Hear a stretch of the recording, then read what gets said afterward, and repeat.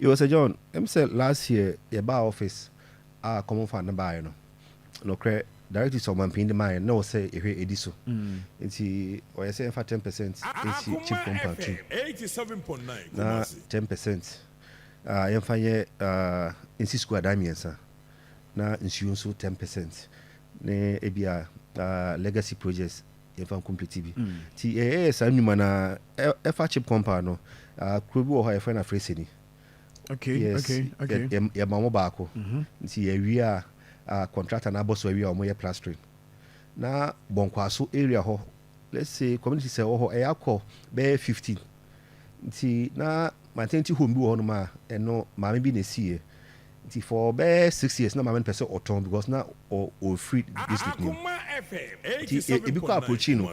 Am person come to convert e dey hotel but no say there be. Nti me ba officer come fan ba na me so okay see ba ko afresi ni dia ene ye nhye na ntimi nkoto sa facility no na yentimi ensiesie emfa my man for ho na sebe omo so atima hwe omo nti ato a ye dey ama contractor o siesie a sebe ye be upgrade na ma nurses bebre atimi akọ ho yeah na akọ ba bi ti say mpasa so manhia na omo school ho nsem no na nema nkoye nti yes sisi ni to ho e de amomo e wonso omo aboso wi a plastering omo ya wi kra oba mpasa so se krum obedru ansa na wura mpasa so okay but you afi na am say videos ni bi bantino pictures ni bi ntiana we ne maternity home na yesi there was near turn bonkwaso there mo turn bonkwaso anyway okay eno na wo say den na maternity home ma me no ene si na ba na opese oton so ba na bi pese omkoto e de hotel but no so pese obedo beto nti assembly ni ye sen kombeto but na sika 70 no omuntimi nto je ko ba no so no enam se community sin do so honti no e ma me ye hihye ma yetimi to sa from common facility fund yeah from common fund arrangement amfanye chips compound because ya si ba ko na ya to ba ko je na mo koto we yes na mo renovate na mo upgrade to na ya man next mo upgrade to then to enye chip compound because we hear no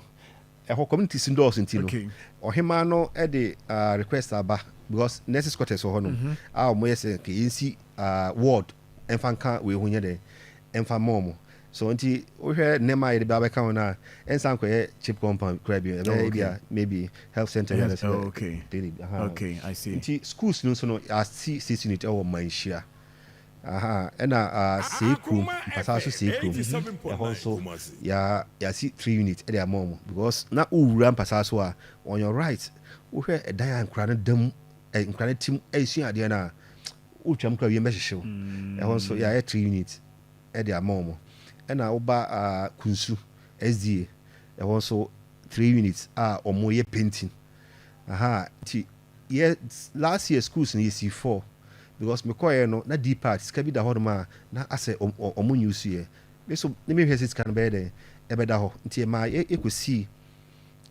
3 unit ba ko e wo kunsu SDA de momo ene sa call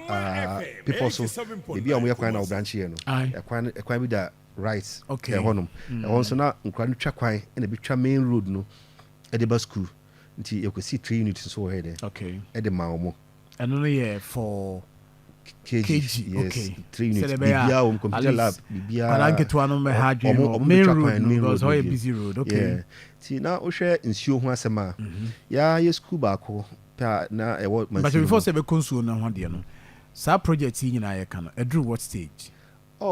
ba ko na da so yi picture required omo take care check okay see omo plaza omo paint yes enche bia no by next week no enra me ne contractor de crash here wa yi ase by next week commitment ya paint na we ma ya tima hand over the ama school no kunsu form okay I see nti na the war the other side na kg de no so no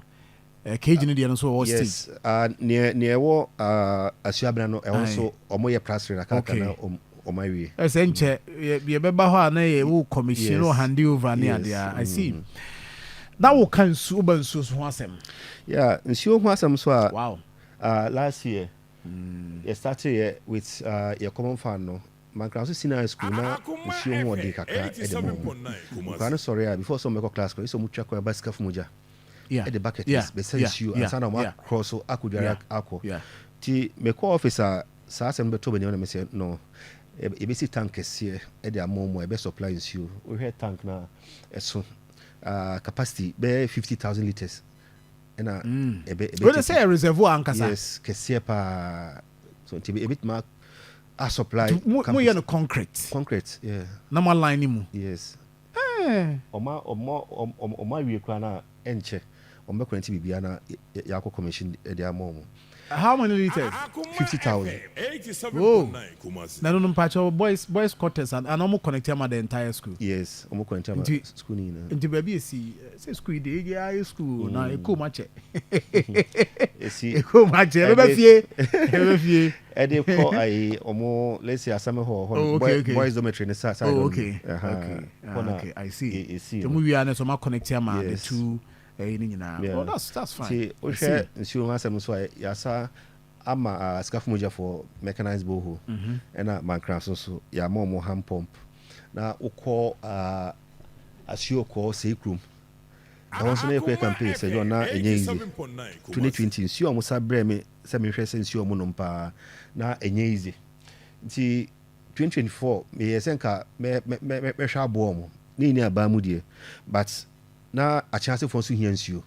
nti ema ma honde no me kwa ya ema a chance for nti me ba officer nsio ho asem ba na me so no o se me hwe say room for na me ma nsio na ya eno also ya ko Hanover e de amon nti we ni na we before okay so we no ni yes, I see yes. I see nti na usaba community no say friends sio ko say room okay udu asio kwa ubesa to na adiem ran so ye ma omunso nsio baako yeah okay enti nsuo de no yes enti nsuo na say ino nsuo no yedo do say mo ye we ye hand mo friends yeah hand pump eh ne fe no yi friends king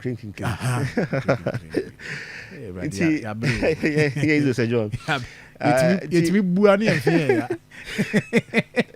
last year my do yeah last year mechanized one yeah mechanized one yes last year near the common fan hand pump near three mechanized one and sana near ya mama sek no so count but we no fi one so let's say my enda Premier Bank for Premier Bank for so ase last year kwa omo eboa ensio makoma 4 mechanized 3 and a hand pump baako el man crown so nti omo so me do mase aban yi bi na omo so eboa ye omo so oma boy juma o hache o easy mo bo hache pa okay nti nsuo nananom enso so ada yakwa no go so say ya no ayi ukuru kitwa mu no we are so any so ni actually so kama okay nti this is it now nti nsuo ni nyina no kan nsuo ni nyina bomu a say mo timi at least mo timi satisfy most of the communities yes sisi ameno ka say ya we a processor yes be 10 okay yeah within by next month there contractors be perform no marshal say I okay all right